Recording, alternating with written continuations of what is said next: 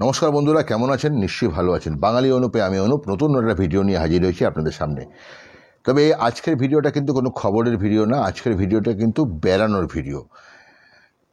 আমরা সপরিবারে অর্থাৎ আমার দুই মেয়ে, আমার স্ত্রী এবং আমি চারজনে মিলে আমরা গেছিলাম দুদিনের জন্য দীঘা বেড়াতে। দীঘা কীভাবে গেলাম সেটা আপনারা শেয়ার করছি আপনাদের কাছে, আপনাদের অভিজ্ঞতা শেয়ার করছি যাতে আপনাদের কাজে লাগবে।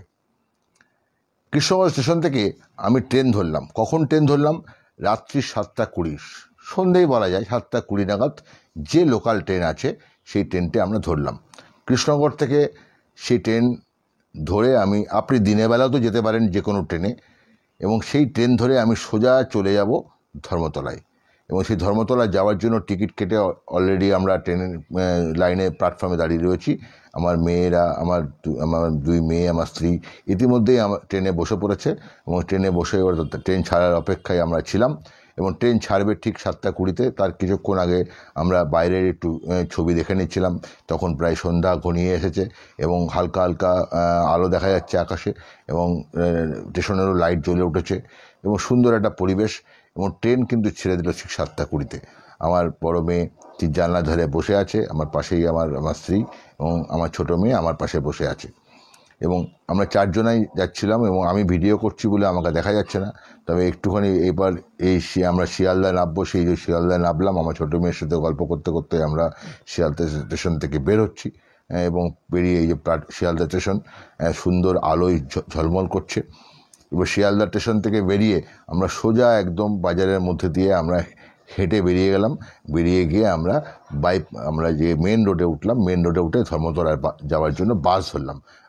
শিয়ালদা থেকে ধর্মতলা মাত্র সামান্য একটু রাস্তা, 10 টাকা ভাড়া নেবে। আমরা 40 টাকায় চলে গেলাম। আর 4জনে 40 টাকা, মানে একজনেই আমরা 25 টাকা দিয়ে টিকিট কাটলাম এবং তারপরেই 10 টাকা দিয়ে, অর্থাৎ একজনের 35 টাকা করে খরচা হলো। আমরা ধর্মতলায় চলে গেলাম। ধর্মতলায় যখন দাঁড়িয়ে রয়েছে শ্যামলী পরিবহনের গাড়ি, এই শ্যামলী পরিবহনের গাড়ি দাঁড়িয়ে রয়েছে। এই শ্যামলী পরিবহনে কিন্তু আমরা এবার দীঘা যাব। শ্যামলী পরিবহন গাড়ি আমার যাওয়ার অভিজ্ঞতা ছিল না আগে, কিন্তু আগে আমার বহু অন্যান্য বাসে গেছি বা ট্রেনে গেছি, কিন্তু শ্যামলী পরিবহনের গাড়ি আমি প্রথম গেলাম। খুবই ভালো লাগলো। অনলাইনে টিকিট কাটতে পারেন আপনি শ্যামলী পরিবহনের, মাত্র 400 টাকা। দীঘা আপনি পৌঁছে যাবেন। এবং দুটো রাত্রি বাস ছাড়ে, 11:30 একটা, 12:30 একটা। এই দেখুন, আই লাভ শ্যামলী। এবং এই শ্যামলী পরিবহনের নিজস্ব কাউন্টার আছে ধর্মতলাতে, এবং কাউন্টারের পাশে ওয়েটিং রুম আছে। আপনি একটু আগাম যাবেন, এবং কারণ বোর্ডিং কিন্তু 1 ঘন্টা আগে, অর্থাৎ বাস ছাড়ার 1 ঘন্টা আগে কিন্তু বোর্ডিং আপনি বাসে কিন্তু করে দেওয়া হয়, অর্থাৎ বাসে আপনি উঠতে পারবেন। বাস ইঞ্জিন চালু থাকে এবং এসি চালু থাকে, অর্থাৎ 1 ঘন্টা আগে আপনি বাসে উঠতে পারবেন। আমরা একটু ঘুরে বেড়াচ্ছিলাম, কেন প্রথম বাসটা 11:30টায়, কারণ আমাদের বাসটা 12:15টায়, অর্থাৎ 11:45-এ। এবং ঠিক 11টার সময়তেই আমাদের বাসটা কিন্তু এসি অন করে দিল, ইঞ্জিন স্টার্ট করে দিল। আমাদেরকে বললো, আপনারা যারা 12:15টায় বাসে যাবেন দীঘা, আপনারা বাসে উঠে পড়ুন। কিন্তু 11টার সময় উঠে পড়লাম। আমার বাসে বসে আছি, এসি চলছে এবং বেশ সুন্দর ঠান্ডা, 18 ডিগ্রি টেম্পারেচারে ভেতরে রয়েছে এবং কোনো রকম সাউন্ড নেই এবং খুব আরামদায়ক সিটগুলো, এবং সামনে স্পেস আছে অনেকটা। একদিকে আমার দুই মেয়ে বসলো, এই দেখুন, দুই মেয়ে একদিকে বসে আছে 2x2 সেটে, আর উপর দিকে আমি আমার স্ত্রী বসে আছি। আমি একটু নেমেছিলাম এই বাসটাতে ছবি তোলার জন্য। বাস কিন্তু অলরেডি কাঁচ ঘেমে গেছে, কিন্তু এসি চলছে 18 ডিগ্রি টেম্পারেচারে, ভেতরে এসি। এই আরেকটা যে বাসটা দেখতে পাচ্ছেন, এই বাসটা কিন্তু 11:30টার টাইম, কিন্তু এখনই বাসটা কিন্তু ছেড়ে বেরিয়ে যাবে। এবং পরবর্তী যে 15 মিনিট পরে আমরা যে বাসে যাব সেটা হচ্ছে এই ডান দিকে দাঁড়িয়ে রয়েছে, এই বাসে কিন্তু আমরা যাব দীঘা। এবং ধর্মতলা থেকে দীঘা বহু বাস রয়েছে, আপনি যে কোনো বাসে যেতে পারেন। আপনি ওখান থেকে 180 টাকা, 160 টাকা, 200 টাকা, 220 টাকা, নন এসি বাসও আছে, তার আরও কম টাকায় যাওয়া যায়। কিন্তু এসি বাস মোটামুটি 300 টাকার ওপরে ছাড়া যাওয়া যায় না। এবং এটা হচ্ছে দীঘা। আপনি ধর্মতলা থেকে দীঘা যাবেন বা দীঘা থেকে ধর্মতলায় আসবেন, ঠিক এরকমই খরচ। কিন্তু এখানে শ্যামলী পরিবহন যে বাসটা আপনার রয়েছে, সেই বাসটা কিন্তু আমরা গেছি 400 টাকায় টিকিট কেটে। আমার এই এক শুভাকাঙ্ক্ষী বন্ধু একজন এই শ্যামলী পরিবহন বাসের চালক, হ্যাঁ, সনাতন দাস, তাকে বলেছিলাম, সে কিন্তু টিকিটটা কেটে দিয়েছিল এবং সেখানে আমরা গিয়ে অলরেডি কাউন্টার থেকে টিকিটটা নিলাম, আমরা বাসে উঠেছি, বাস কিন্তু ছেড়ে দিয়েছে। এই দেখুন প্রতিটা বাসে যে স্টাফ তারা কিন্তু প্রতিটা সিটে কিন্তু একটা করে জলের বোতল দিয়ে দিচ্ছে এবং সুন্দর একটা পরিবেশ, কোনো রকম হালকা হালকা করে মিউজিক বাজছে কিন্তু কোনো রকম কোনো সাউন্ড নেই, বাইরে হর্ন বাজছে সেই সাউন্ডটাও কিন্তু আমরা ভেতরে পাচ্ছি না, কারণ এতটাই আরামদায়ক বাস এবং বাস চলছে। আমার মেয়েরাও কিন্তু তারা বলছে যে সুন্দর বাসে কিন্তু আরামদায়ক বাস এবং বাসটা যে এই নবান্নর পাশ দিয়ে আমরা যাচ্ছি, হ্যাঁ, কলকাতায় মধ্যে দিয়ে পাস হচ্ছে বাসটা এবং এই মাঝখানে কিন্তু বেশ বৃষ্টি হবে, সেখানে কিন্তু কিছু বোঝাও যাবে না, বুঝতেই পারবো না আমরা যে বাইরে বৃষ্টি হচ্ছে, কিন্তু যতক্ষণ না কাঁচ দিয়ে আপনি দেখছেন ততক্ষণ বুঝতে পারবেন না। বাসের একটা হালকা নীল আলো জ্বলছে, ভেতরে অনেকে ঘুমিয়ে পড়েছে, মাঝখানে আবার ঠিক বেশিক্ষণ সময় নিল না, অল্প সময়ের ভেতরে কোলাঘাট পৌঁছে দিল। কোলাঘাটে গিয়ে আমাদের বললো আপনারা 20 মিনিট টাইম খাওয়া দাওয়া করেন। আমরা একটু তরকা এবং একটু রুটি, তন্দুরি রুটি আমরা খেয়ে নিলাম 4 জনে। হ্যাঁ, ওই সামান্য ওই 4 জনের ভেতরে আমাদের বিল হয়েছিল ওই 350 থেকে 400 টাকার মধ্যে। আমরা খেয়ে নিলাম, খাওয়ার পরে ওই শ্যামলী দাঁড়িয়ে রয়েছে, আগের বাসটা পরের বাসটা দুটো বাসই কিন্তু দেখুন পরপর দাঁড়িয়ে রয়েছে, 11:30টার বাসটাও দাঁড়িয়ে রয়েছে, 12:15 যে বাসটা দাঁড়িয়ে রয়েছে, যে দুটো বাস ধর্মতলা থেকে দেখাচ্ছিলাম দুটো বাসই কিন্তু একই টাইমে কিন্তু কোলাঘাটে ঢুকেছে এবং সবাই কিন্তু খাওয়া দাওয়া করছে এবং তারপরে ছেড়ে দিল বাসটা এবং ছেড়ে দেওয়ার পরে বাসটা চলছে আমরা এবং বেশ আরামদায়ক বাস এবং পেছনে 2-1 ছেলে ছিল, তারা কিন্তু গান টান করছিল, তাদেরকে কিন্তু স্টাফ সঙ্গে সঙ্গে তাদেরকে থামিয়ে দিল যে আপনারা চুপ করুন। হ্যাঁ, ইতিমধ্যে গাড়িটা কিন্তু ছুটছে, ভেতর থেকে আমরা বুঝতে পারছি না গাড়িটা কত স্পিডে চলছে, কিন্তু 100-120 হামেশাই কিন্তু এই শ্যামলী পরিবহনের গাড়ি চলে। সেটা এই যখন বৃষ্টি পড়ছে, আমি যে বলছিলাম বৃষ্টি পড়ছে, হ্যাঁ, কোনো রকম সাউন্ড কিন্তু ভেতরে বোঝা যাচ্ছে না, কিন্তু বৃষ্টি পড়ছে, তার মধ্যে কিন্তু গাড়ি একদম দুরন্ত গতিতে চলছে এবং সুন্দর একটা ড্রাইভার, সেও কিন্তু সুন্দর চালাচ্ছে এবং আর দুটো স্টাফ আছে, তারা কিন্তু প্রতি মুহূর্তে প্যাসেঞ্জারদেরকে খেয়াল করছে কারোর কোনো অসুবিধা হচ্ছে কিনা, কারোর কোনো সমস্যা হলে সঙ্গে সঙ্গে তিনি কিন্তু কেয়ার নিচ্ছেন। অনেকে হয়তো উল্টি হয়, যাকে বমি বলা হয়, তাকে ক্যারি প্যাকেট দেওয়ার ব্যবস্থা আছে, সব রকম ব্যবস্থা আছে এবং গাড়িটা কিন্তু চলছে। আমরা কিন্তু আমরা ভাবতেও পারিনি গাড়িটির টাইম কিন্তু নর্মাল টাইম হচ্ছে 3:30 থেকে 4টের মধ্যে নামানোর কথা, কিন্তু আমরা অনলাইনে দেখবেন লেখা আছে 4:30টার সময় পৌঁছবে, কিন্তু আমরা অবাক হয়ে গেলাম যে দীঘা এত তাড়াতাড়ি, বলা যেতে পারে যে 2.5 ঘন্টা থেকে 3.25 ঘন্টার ভেতরে দীঘা কিন্তু পৌঁছে দিল। এটা কিন্তু অবাক করা কাণ্ড, আমি কোনোদিনই আমি ভাবতে পারিনি যে এই শ্যামলী পরিবহন গাড়ি 12:15টার সময় ধর্মতলা থেকে ছাড়ার পরে সেই গাড়ি পৌঁছে গেল কটার সময় জানেন? সেই গাড়ি পৌঁছে গেল 2:45-র সময়, একদম 2:45 বাজে আমাদেরকে প্রথমে গাড়িটা নিয়ে গেল নিউ দীঘার দিকে, নিউ দীঘা হয়ে ওল্ড দীঘায় আসলো। যেহেতু আমরা ওল্ড দীঘায় থাকবো তাই ওল্ড দীঘাতে কিন্তু আমাদেরকে নিয়ে আসছে গাড়িটা এবং এত দ্রুত গতিতে গাড়িটা যাচ্ছে আর এত সুন্দর গাড়িটা যাচ্ছে যা কল্পনার বাইরে। আমরা কিন্তু ইতিমধ্যে প্রায় কিন্তু আমরা দীঘাতে ঢুকে গেছি। এখানে তো কিন্তু দীঘার পাশ দিয়ে দীঘার বিভিন্ন হোটেল, বিভিন্ন আমরা শহর কিন্তু তখন নিস্তব্ধ, সেই সময় কিন্তু বেশ কিছু গাড়ি যাওয়া আসা করছে, বাস যাওয়া আসা করছে। সেই সময় আমাদের বাসটাও কিন্তু দেখুন অনেক দীঘার বাস অনেকে কিন্তু অলরেডি পৌঁছে গেছে, তারা কিন্তু পার্কিং করে রেখে দিয়েছে। এইখানে কিন্তু গাড়িটা রাখবে এবং রাখার পরে আমরা কিন্তু এখান থেকে বাস থেকে নামলাম এবং বাসে নামার পরে আমরা কিন্তু তখন বাজে পাক্কা 3টে বাজে। 3টের সময় আমরা কিন্তু দীঘা পৌঁছে গেলাম, আমার বড় মেয়ে, ছোটো মেয়ে, আমরা কিন্তু দীঘার সি বিচে পৌঁছে গেলাম। এই দেখুন সুন্দর সব লাইট জ্বলছে, একদম অসাধারণ পরিবেশ, কিন্তু সেখানে কোনো মানুষ নেই। আমরা বাসের প্যাসেঞ্জারগুলো একদম সোজা দৌড়তে দৌড়তে সবাই চলে যাচ্ছে দীঘার সমুদ্রের ধারে। এই সমুদ্রের যে গর্জন, সমুদ্রের যে সৌন্দর্য, সেটা উপভোগ করার জন্য একটু সময় নষ্ট করছে না, সবাই কিন্তু এগিয়ে গেল এবং এই পাড়েই কিন্তু বসে থাকতে হবে, কারণ হোটেল কিন্তু তখন পাওয়া যাবে না। 3টে বাজে, তখন হোটেল বন্ধ, কারণ সকালবেলায় হোটেল 6টা-7টার পরে আপনি খোঁজ করতে পারবেন। আমিও তাই খোঁজ করতে বেরোবো, কিন্তু check out check in time কিন্তু সকাল 9:30। এই 9:30টার সময়তেই হোটেল কিন্তু আপনি পাবেন, তার আগে কিন্তু যদি হোটেল খালি থাকে, সেই হোটেলের মালিক বা ম্যানেজার যদি মনে করে তাহলে আপনাকে সকাল সকাল দিতে পারে, কিন্তু তাহলেও 9:30টার আগে কিন্তু কোনো হোটেল দিতে পারে না। তাই জন্য আমাদেরকে কিন্তু বেশ কিছু সময়, অর্থাৎ 3টে থেকে সকাল 7টা 7:30 পর্যন্ত আমাদের সি বিচে ঘুরতে হয়েছে। মাঝে কিন্তু আমাদের আবার এখান থেকে ওল্ড দীঘায় যে আমরা যে থাকবো বলে সিদ্ধান্ত নিয়েছিলাম, এই ওল্ড দীঘা থেকে আমাদের নিউ দীঘায় যেতে হয়েছিল, কারণ হোটেল ঠিকঠাক পাচ্ছিলাম না। মনে হলো যে যাই নিউ দীঘাতে ঘুরে আসি। নিউ দীঘায় আমরা কিন্তু গেছিলাম, নিউ দীঘাতে গিয়ে আবারও কিন্তু ফিরে এসেছি ওল্ড দীঘাতে। সেই ওল্ড দীঘাতে কিন্তু এই যে বাস স্ট্যান্ড, যেখানে বাস দাঁড়ায়, সেখানেই একটুখানি আগে গিয়েই শ্যামলীর পরিবহনের কাউন্টার আছে, তার পাশেই সি বিচ, এবং সেখান থেকে আমরা এই যেটা হচ্ছে সমস্ত বাস দাঁড়ায়, সেই বাসের যে উল্টো আমাদের যে ওল্ড দীঘাতে, সেখানে দেখবেন উল্টো দিকে আম্রপালি হোটেল আছে, এবং তার পাশ দিয়ে রাস্তা গিয়ে সি বিচ। এই সি বিচ পাশ দিয়ে গিয়েই আমরা একটা সি বিচ থেকে, অর্থাৎ 50 থেকে 60 মিটার তার মধ্যে আমরা একটা হোটেল পেয়েছিলাম।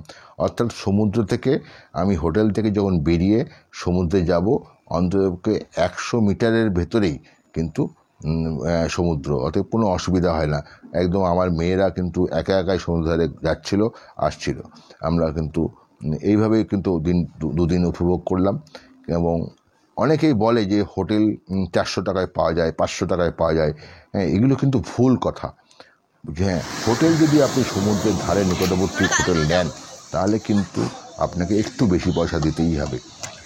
এবং সেই হোটেল যদি 1500 থেকে 2000 বা 2500 এর মধ্যে যদি আপনি রুম নেন, অবশ্যই এরকম অনেকে ঘুমোচ্ছে, কিন্তু কারণ কেন হোটেল পায়নি তো, সব বাস থেকে নেমে পড়েছে, সি বিচের ধারে ওই যে গার্ডওয়াল করা আছে, গার্ডওয়াল করে বসে শুয়ে ঘুমোচ্ছে।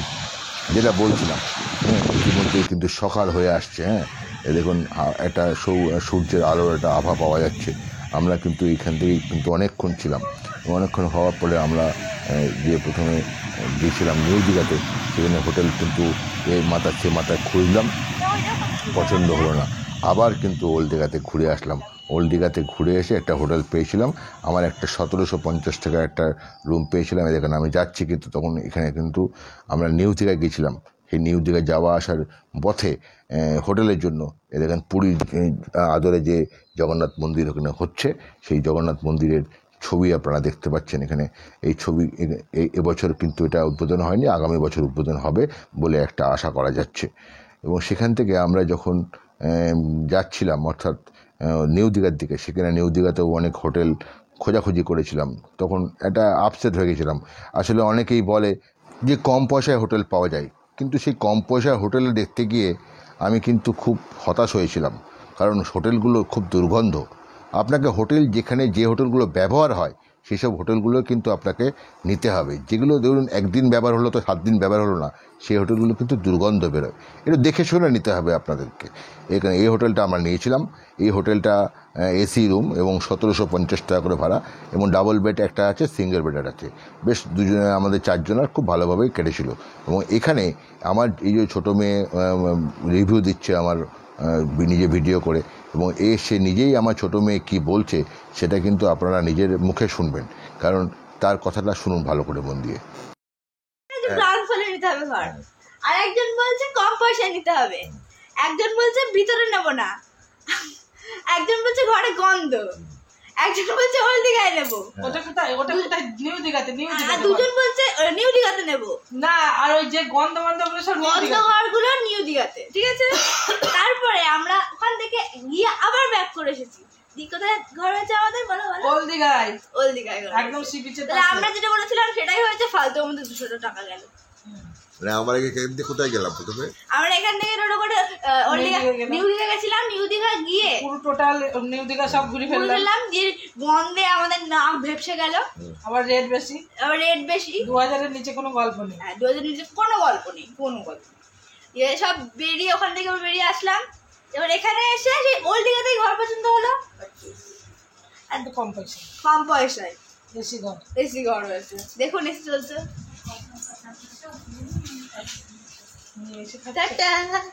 শুনলেন আমার ছোট মেয়ে কি বলল। হ্যাঁ, তার হোটেল কিন্তু পছন্দ হলো সব শেষে কিন্তু সেই ওল্ড দীঘাতেই। নিউ দীঘা হোটেল ভালো আছে, অবশ্যই ভালো ভালো হোটেল আছে, কিন্তু যে হোটেলগুলো আমরা কম রেঞ্জের খুঁজছিলাম সেই হোটেলগুলো কিন্তু পছন্দ হচ্ছিল না।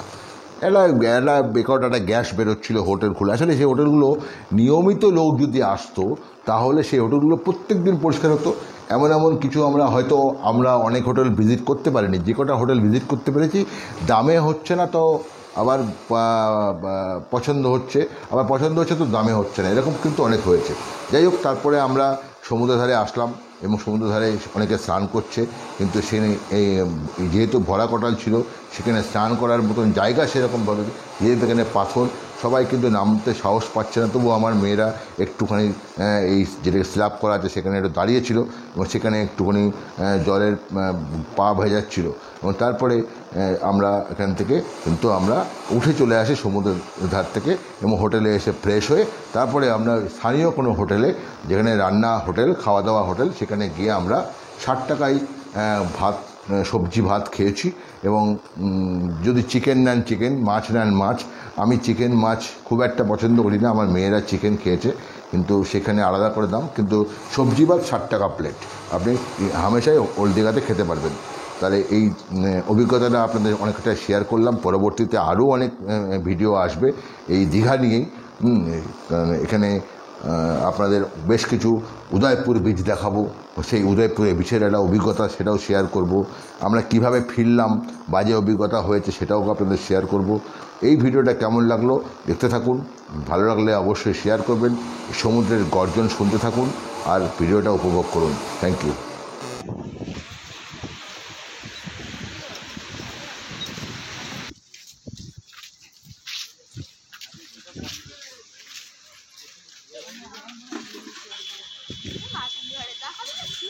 আমি খাবো, আমি জানতাম না। ভালো করে হবে তো, তৈরি করে দেবো তো।